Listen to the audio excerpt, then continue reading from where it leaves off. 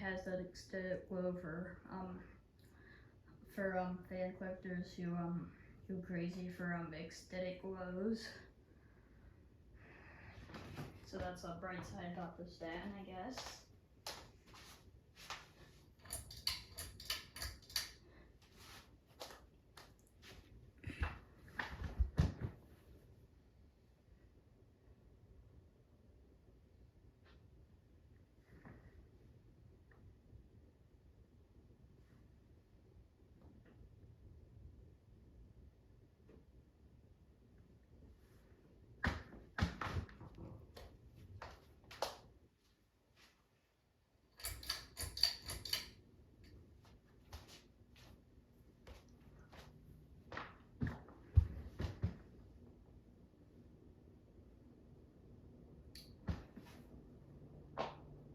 In my opinion, I think this fan does go faster than an average Oakhurst.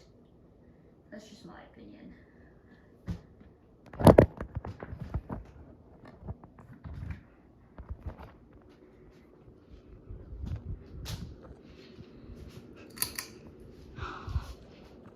That LED's not burnt out, I just unscrewed it.